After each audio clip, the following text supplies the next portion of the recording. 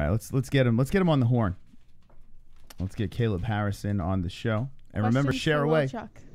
All right. Up, ladies and gentlemen, boys and girls, we've got him here, Mr. Kaleb Harris. Welcome back to the show. Hashtag Lil Chuck. Guys? There he is. Look at him. Oh, man. I tell you what.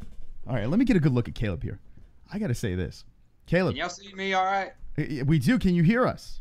Yeah, I can hear you. All right. Yeah, actually, we see you a little bit better this time. Last time you were a little dark. Actually, I mean, is there a way that we can put you in, like, the light in front of you so we can actually see that beautiful face of yours? I mean, you're kind of... So we can see the Lil Chuck face. Yeah, we really want to see you good. Here. Not a clue. Fuck it. Who cares? That's good enough. That's good enough. Oh, Fine. that's a little better. You think? That's good, right? You can see him in the chat? All right. Kaleb, listen. I got to say this. You're a different man right now. You came on the first time. You were a little quiet. Little shoulders were kind of slouched a little bit. Kind of like, hey, I'm Kaleb Harris. Now, what are you sipping on over there? You're sipping on some scotch? What's going on? No, man, it's just tea tonight. Unfortunately, I got to go to work tomorrow. I do have some scotch sitting in the freezer, though. All right. I'm waiting for the Diaz Pettis fight to All right, bust it out. now here's the important question. You have scotch sitting in the freezer, but do you drink it on the rocks or neat? I drink it on the rocks. No! Oh, that's all right. Listen, we don't back that. We only drink our scotch neat over here. All right. Well, Yeah. I may have to try that then. Give it a go. Anyway, we are live with Kaleb Harris, Bare Knuckle FC #7. We showed your highlight a million times. Do you get sick of seeing this highlight? I mean, Jesus Christ, they show it everywhere. No. No. Like I'm humble as can be, but no, I do not get tired of seeing it at all. Like Now, that's 20 fights, 8 years, and a hell of a lot of training in the making to finally earn a KO like that. you had a lot of confidence in the first fight when we saw you in Bare Knuckle, and it was some performance. Jessie was like, Kaleb won that fight. It was very, very close.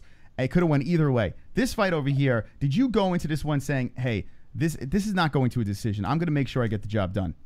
So, yes. Actually, you can, if you could ask several of my friends that I went to high school with that were going to be coming to the fights, I told them about 2 weeks ago, I'm ending this fight in the second round, and I don't normally talk like that. I don't like to try to predict how a fight's going to go, but I told my best friends, I was like, I'm ending this in the second round. I'm taking his head off. And I knew going into this fight, I knew he had street fights and grew up in Hawaii and all that, but there's just something different about bare knuckle. And I knew the fear that I had and the doubts that I had when I fought Harris Stevenson. I knew he had those same ones, and I told one of my teammates that I was going to take that fear and I was going to pin him to the floor with it, and I wasn't going to let up. Damn, I mean, you knocked this guy down multiple times. I couldn't. When I watched you guys at the weigh-ins, right, I was like, "Well, this is a big dude. He's from Hawaii. A lot of these Hawaiians are super tough, super strong. This guy had a little bit of swag to him, and you walked up to that scale. Now, I got to say this. I don't want to take credit for this, Kaleb, but the fact that you had the MMA whole shirt on, do you think that gave you the power? Oh yeah, of course. Had y'all backing me. I had all what was it, 540 something people that was on y'all's show that night watching the fights. Oh my God, they were all over it. I'm showing it right now. You walked over to the scale, you ripped off the MMA whole shirt, and I got to say this, I was pumped up. When I saw that, I was like, oh shit, it's about to go down. Did your opponent get very nervous when he saw you walking in with that shirt on? He was trying to act hard. But he knew what was up. Yeah, the power of the MMA holds, and that was very nice of you rocking the swag. I got to say this, watching that fight, and we were watching the UFC, and we moved over, and we couldn't get away from it. It was just it was fire. As soon as you guys started, it just never stopped. The pacing of bare knuckle compared to mixed martial arts, it's on another level. Is this your home, bare knuckle? Well, I've had everybody ask me that. Right now, bare knuckle is paying me more. All the local shows right now, they're paying me. The last MMA fight that I did, I got paid 6 and 6, and then plus 15% off ticket sales.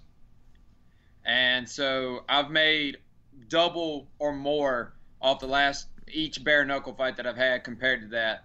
And right now, I'm just trying to get my name out there. And right now, bare knuckle is the train. I mean, they're brand new. They're coming up from the ground.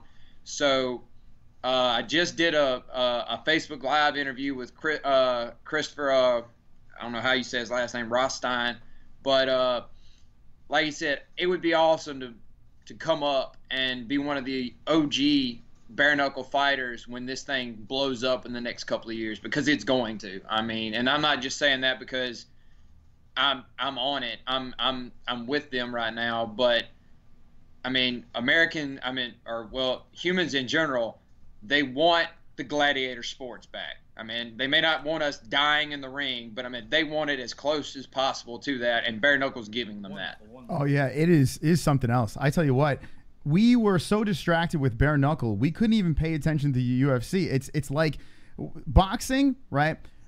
Is when you watch MMA versus boxing, we have to go to MMA. MMA is just so much, in our opinion, just so much more action. There's so much going on there, and now you have bare knuckle that makes MMA look like watered down fighting. It is unbelievable. You guys go in there, you just swing for the fences. Now I noticed this time you were very calculated. I noticed not only were you very focused, your head movement was there, your footwork was great. How did you practice that timing? Did you focus on certain things in this fight that you didn't the first time around? We focused well. The first fight was different, was new for all of us. So like my coaches, we really didn't know how to prepare. So coming back for this one, we knew a lot more of what we needed to work on. It was a lot different atmosphere type deal. So we focused a lot more on like light MMA, or not MMA sparring, but light sparring with MMA gloves. But I had to focus. Some of my rounds, I wasn't allowed to punch. Some of my rounds, I was literally just having my pro MMA fighter teammates punch at me while I was trying to move my head. Okay. And then other times when I was holding mitts, it was constantly focusing on beating the left foot. Beating the right foot, since we knew my guy was going to be a southpaw. So I told Chris Lytle and all of them at bare knuckle that I was going to get my head movement better, I was going to get my boxing skills better, and I was going to come back and I was going to show out. And that's exactly what I did. It was fun. It really was a lot of fun. Now, I want to know, when you walked out this time, I mean, you always look confident in your fights, but this one here, when you walked out, what was the nerves like? You know, the music starts playing, you start making that walk over to the ropes. Explain to me, from the locker room all the way inside the ropes, what was going through your mind? Okay. So, and y'all are the first interview that I've actually told this. Me and my corners, James Horn, John Jackson, Dustin Puma, and my coach, Johnny Little, and the rest of my team, if they could have been back there, we always pray right before we go out. So my teammate, James Horn, he prayed over us, and I was getting ready, and nerves never hit me until right before the fight. So like the day of or right before I'm walking out, nerves hit me, and I felt them coming. And so I walked back over while my opponent was walking out, and I knelt down.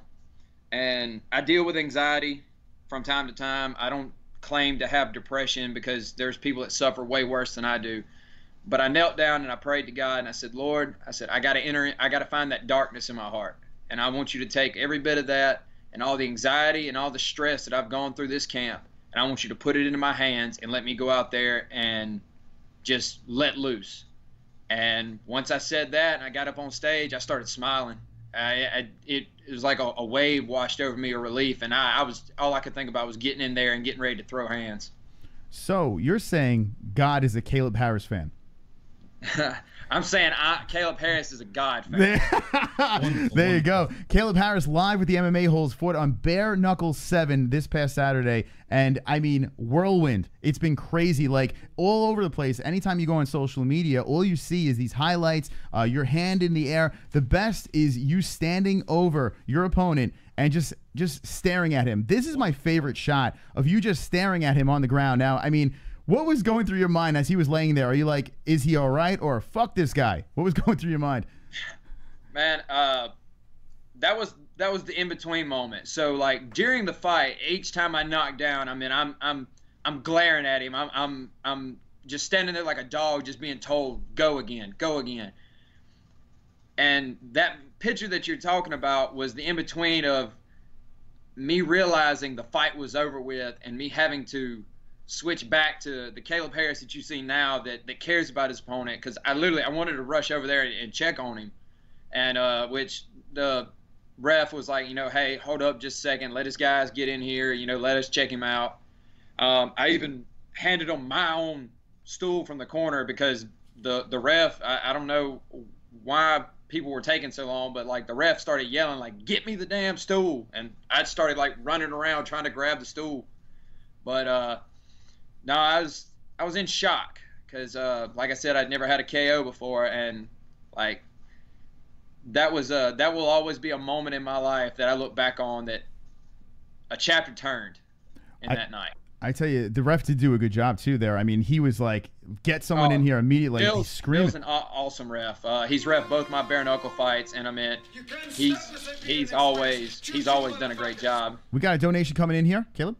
Oh, Lord. Speaking of MMA holes, this cute little Viking warrior can stick it in my hole anytime. Oh wow. Wink wink. Well then. That's real gay. Oh my God. I don't think you swing that way though, right, Kaleb? No. Okay. Thank you for the donation. Okay, so now 20 fights in the book, and now you get this knockout. What does it feel like? Because I've never knocked anyone out. I am a complete pussy. Jessie's knocked me out a couple of times on air. But what does it feel like? The bare knuckles, well, it's just a little wrapping on it, and then crack, you crack this guy in the face. What does this feel like to put a man down like that? It's hard to describe. Like, so the fighter in me is like, I'm the big buck in the forest. I'm showing off the horns, and but then the humble side of me is like, I don't like to hurt people. Mm-hmm. Oddly enough, like the guy went to Twitter and supposedly retired. I had a bunch of people messaging me that. No way. I immediately, the second somebody told me that, I immediately went to Twitter to check on him. Like because I didn't have any other way to get a hold of him, and I messaged him. I wished him well, told him that if that was his decision to truly retire, that I wished him and his family the best. But me personally, I hope he doesn't retire. I don't ever want to be a fighter that retires somebody else, because I mean, this is what we do. This is how we make our living. Mm-hmm. And but oddly enough, my hands, thanks to Sheena Starr, my hand wraps, they kept my hands from breaking, because if I'd have wrapped my hands myself, my hand would have broke after hitting him that many times. It was definitely a fun and new experience. I bet. I mean, that must have been something else. It was fun to watch. I couldn't imagine being inside there. How was the crowd buzzing? Was it? I mean, it must have been deafening in there. Oh, it was. They went nuts. And what's crazy was my little hometown of Lake Mississippi. I had about 30 people from that town that came out, and I could hear them over everybody. That's awesome. And they were all just going nuts. Now, I know your dad's a big supporter. I mean, he must have been besides himself when he saw this happen. What was it like when you got out and you got to see your family and stuff like that? It must have been pretty emotional. It was. I was close to tears. I was so happy. I immediately went and found my mom, gave her a big hug like I always do after every fight. And then my best friend's gym has been open for about 6 months. We've got a little 12-year-old girl that she's all about her coaches. And she was there, and she was knocking people over to run. There's a picture on my Facebook page of little Skylar. She's running up to hug me, and that made my night. Like, that little girl was part of the reason why I refused to lose that night. Oh, man. And then I got to finally hug my dad, and he told me how proud he was. And I was just running around all night taking pictures and hugging folks and shaking people's hands. And it was just, I was just in shock for most of the night. That must have been something else. Now, you can follow Kaleb Harris. It's at Lionheart2193, and on Facebook, just Kaleb Harris, correct? That's right. My athlete page is Kaleb Lionheart Harris, but if you find one, you'll find both. There you go. Go give him a follow immediately and say that he is wonderful, wonderful. Now, Jessie has a couple of questions that we're going to get to. I have a lot of questions, actually. I'm going to ask one more question, then we're going to go to the chat and get those questions in. Oh, I'm ready. And the question I have is this. After a fight like this, you're an instant celebrity. How's the pussy situation? Is it just flying through the doors, the windows? Is it just coming at you left and right? Unfortunately, no. I've had a couple of exes that text me, but we're not going into that. But I will say this: I enjoyed my night. I enjoyed my night and the crowd after bare knuckle at the Hard Rock. So it was a great night. So wait, all right. I know you don't want to get too far into this, but so you win the fight, right? You're checking your phone must have been lit up like a Christmas tree. You must. Dude, I didn't even check my phone until 5 o'clock the next morning. Really. Okay. Like, there's a couple of people that I looked at and like tried to respond to, like my coaches that weren't able to be there. I had one boy, one teammate, Josh Wide Open Weems, who is by far the most passionate guy that you will ever meet when it comes to his team and fighting. He was blowing up everybody's phone trying to get hold of him because his kids were sick, so he wasn't able to come down and watch the fights live. But yeah, so my phone had like 30 or 40 notifications and text messages. I'm surprised it didn't shut down. Is it weird though? Like before, here you are, you have a bunch of MMA fights under your belt. You fought in bare knuckle already before, and you know the attention is not there. And then boom, like a switch, one amazing knockout, and now everyone is trying to get you on their shows or reach out to you on social media. How do you handle something like this? Is there like a chip on your shoulder, like what the fuck, where were you before, or are you just embracing all this? Like not for the interview stuff, because I get it. Before bare knuckle, I was 3-1 as a pro in MMA. I mean, I had fought some fights and I did do one interview, but most of my pro fights were two of the wins were by decision. One was by second round submission, and my first bare knuckle fight though was a hellacious war. And I had a lot of people say that me and Harris should have got fight of the night if it had not been for Artem and Jason deciding to go Freddy Krueger on each other. That's crazy. But I figured with the interviews and stuff, like, you got to do something to get that. I mean, nobody's just going to come hand it to you. At least, I mean, that's down here in the South. That's not how we roll. I don't want somebody to come hand anything to me. Now, I have had people call and contact me about trying to help me boost my social media and stuff like that. And some people kind of talking about managing. And I'm like, for the last 7 or 8 months, I've been managing my own social media and trying to build up a following. Managed to get on with you guys, and, you know, just by shooting my own messages. And I'm kind of like, you know, where were you to help me when I was a struggling MMA fighter, you know? And, yeah. But we're just going to see where it goes as far as that. I mean, if it may not be that they want to help me, but maybe I can get them to help, you know, some other fighters that are needing help with social media and stuff like that. Well, now everyone knows who Kaleb Harris is. This man is a damn savage, and I can't wait to your next fight. Jessie, questions from the chat. Let's see what we got going on here. Moonshine or tequila? Oh, Lord. Oh, you're asking. Well, I've never had tequila, so what? I guess I have to say, yeah. It's mostly been scotch, whiskey, and some very bad nights with vodka. But all right. So I'll say moonshine, because I have drank moonshine before. Well, we got a donation coming in. All right, this is Vlad. Question for you, Kaleb. Whenever I'm having a bad day or feeling down, I get on YouTube and watch the OJ trial reaction. The sour looks on white people's face really cheers me up. Do you have anything that does that for you? Shout out to the Vigos, bro. Thank you, Vlad. What do you say? Okay. No comment. Training is what makes me happy, so I'm gonna leave it at that. I noticed you jumped right into the gym after this fight, right? I mean, you didn't waste any time. Monday afternoon, I was right back at it because I've got teammates that are getting ready for MMA fights, and I'm gonna be as big a part of that as they were a part of me getting ready for my fights. There you go. All right, Jessie, what else we got from the chat? Flat Earth Deacon would like to know, are you okay with a flat earther calling you Lil Chuck? I'd like to one day hear how he believes that the earth is flat, but other than that, hey, I mean, if you're a fan, you're a fan. All right. I actually like it now that people are calling me Lil Chuck, because I know that they're from the MMA whole show. Yeah, it seems like that is the name they love to attach to. I mean, it's not a bad person to be attached to, right? Yeah. No, it's not. Well, it works. All right, what else we got from the chat? Staley Vigo would like to know: do you hate disabled people? Oh yeah, they suck. Oh what? No, I do not hate disabled people. Actually, one of my nephews Oh shit. is is disabled, but he's one of the toughest Oof. dudes I know. Bad And, taste, guys. Bad question. Bad taste. All right. Did your opponent still know his name after you knocked him out? Says Joey Faggoter. Interesting name, but yes, he did. I went and checked on him like 3 or 4 times, and we actually took a couple pictures together for a few of the fans out there.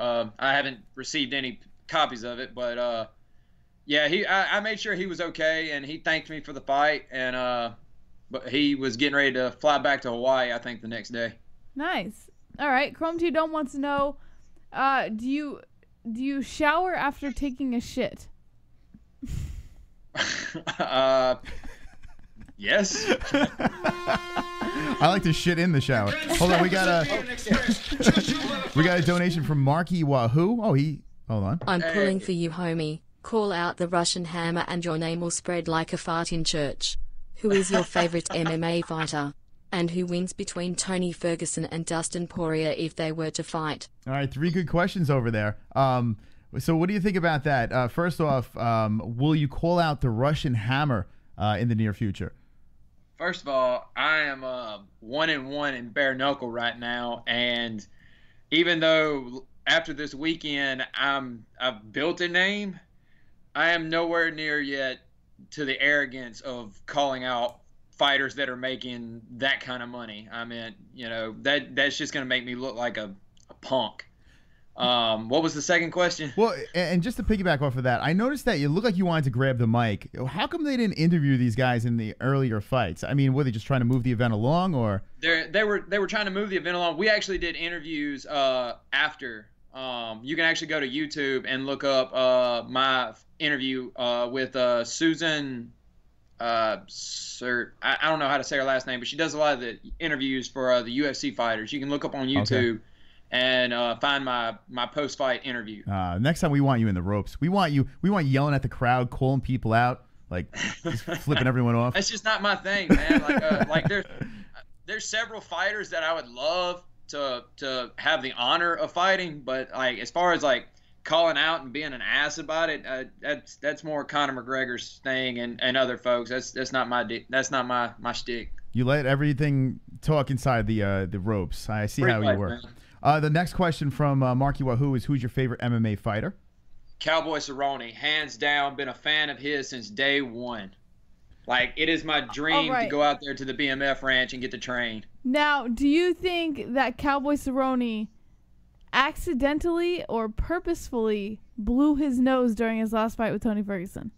I think it was an accident. I think he was just caught up in the moment. He was just trying to clear his nose so he could breathe, and it just happened. I mean, you could clearly tell on the video the man still wanted to fight. Yeah. I mean, and even if anybody wants to say it didn't look like it in that video, look at Cowboy's record. Has he ever turned down a fight, or has he ever backed out of a fight? No, Cowboy's he's a beast. I'm with you on that one. The third question was Tony Ferguson. Hold on a second. Between a fight, who would win a fight between? Hold on, Tony Ferguson and Dustin Poirier if they were to fight.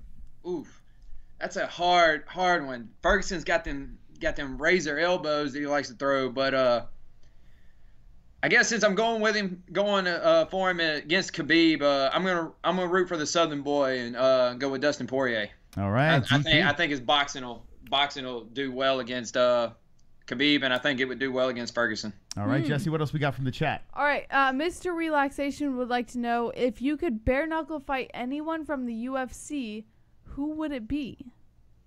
Ooh. Well, I fight at 65, so that opens up the 55ers and the 70s, and most of the 70s are some big youngins. Yeah. But I don't know.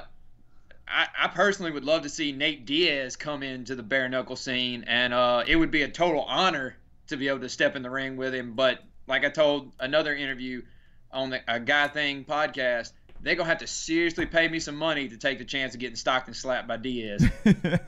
Yeah, I mean, he's got that boxing. He's fighting this weekend, fighting Anthony Pettis. Who do you got in that fight? I got Diaz.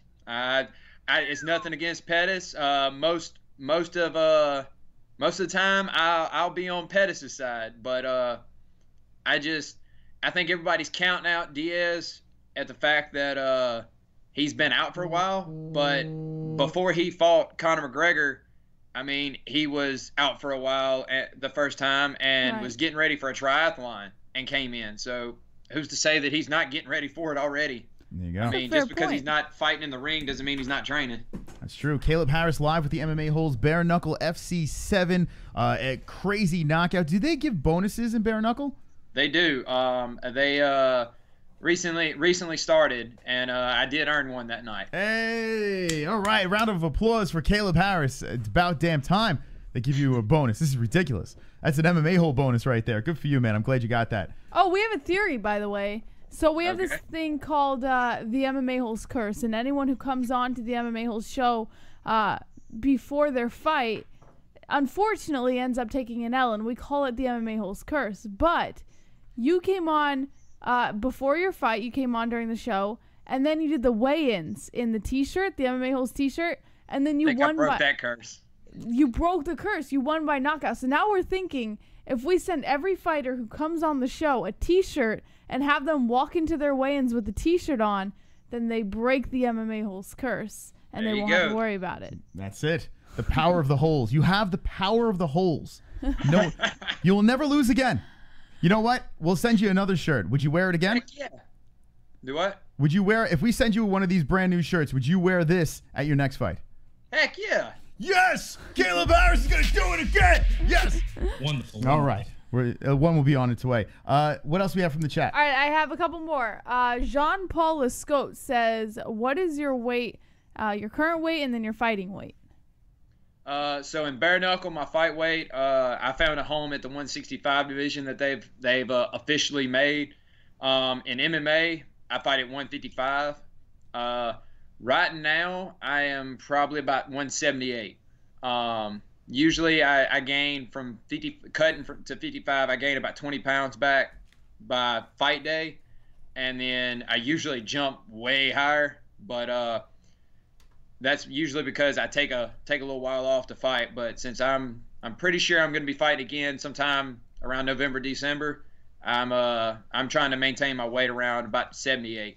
All right. What else we got? Does Bare Knuckle FC give any bonuses like the UFC does, which I know you already covered? So that question from Drunk Savage has already been answered.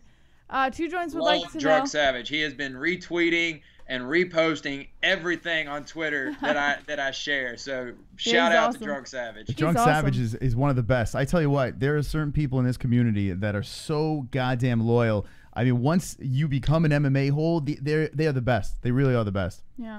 Well, speaking of Drunk Savage, he wanted to know if you felt your opponent's soul leave his body when you knocked him out.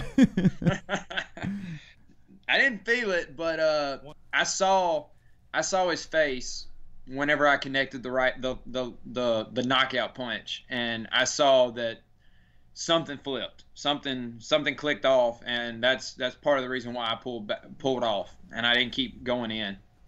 Now, I have one more question. Is that it from the chat, or we have more? There's a few more, but it just depends on you guys, whatever you guys want to do. Well, I do want to slip this question in. A lot of people saying bare knuckle is so gruesome and it's such a savage sport. And then you have something like the Mike Perry fight that happened this weekend, and you see his nose on the side of his head, blood squirting out of his face. What do you say about that? Does this solidify that, no, bare knuckle isn't, I mean, it's a very vicious sport, don't get me wrong, but it's not worse than MMA, or is it? For those people, my answer is this is fighting. Shit happens. Whether it's bare knuckle, or it's MMA, or it's boxing, or it's freaking jiu-jitsu. I mean, you look at some of these big-time jiu-jitsu tournaments and stuff, there's people with knees getting dislocated and ripped and staying injured for 6 months.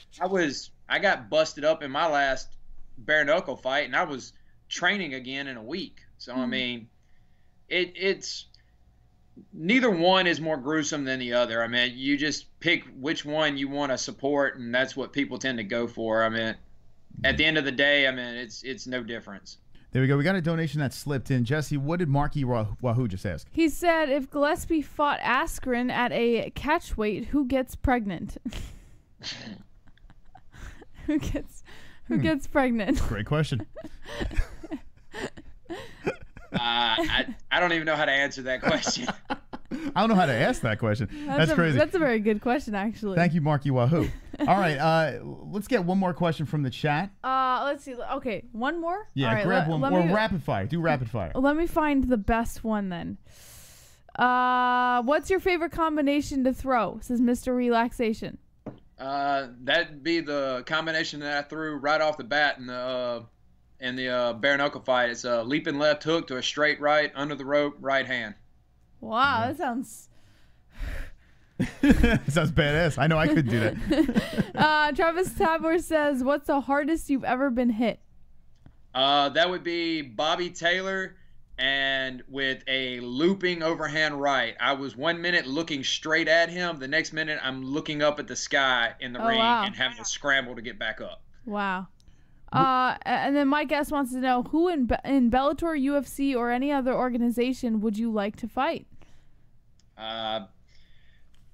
My goal was always to make it to the UFC, and my favorite fighter was Cowboy Cerrone. So my goal was just to make it to the UFC in time to hopefully stand across the cage from him.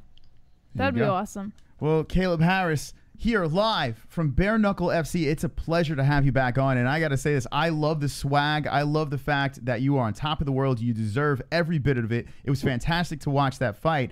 And now is the time to say your last words to the MMA holes. Shout out to sponsors. The floor is yours. First of all, I want to thank y'all for letting me be on again. I'll gladly come on anytime y'all want. This is the coolest MMA community or fighting community that I've ever been a part of. Shout out to my sponsors, Beavers Unlimited, Cerami's Italian restaurant, Engage Athletics out of Australia, who also take care of Israel Adesanya and several other big name fighters. Primal Martial Arts, one of my home gyms, and Black Sails MMA.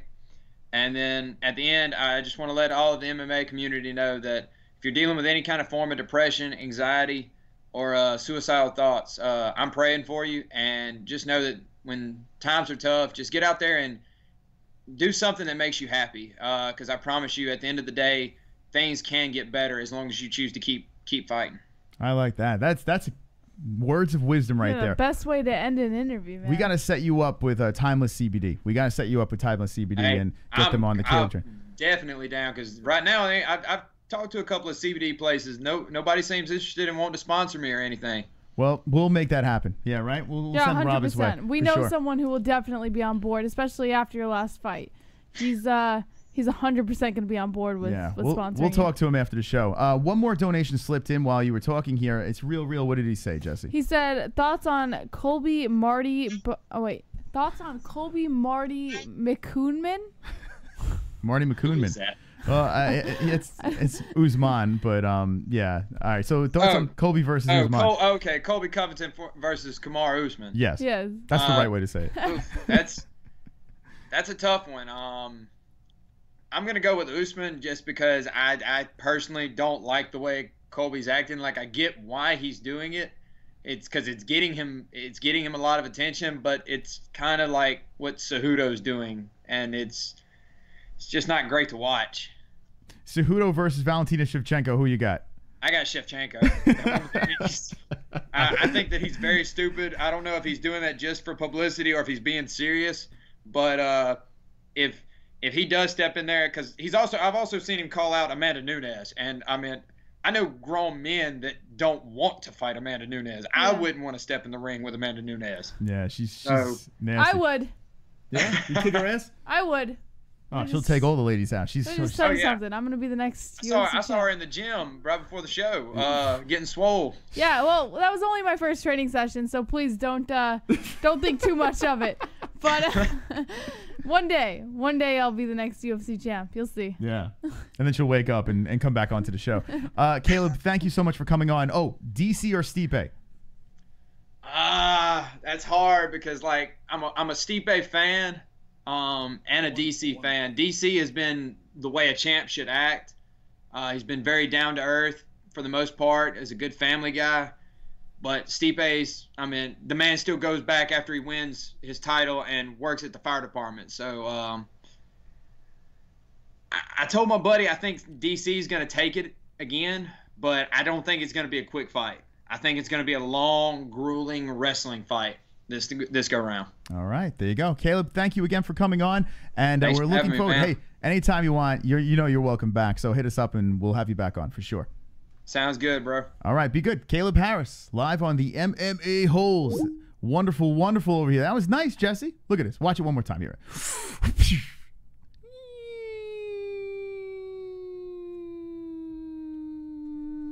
Wonderful, wonderful.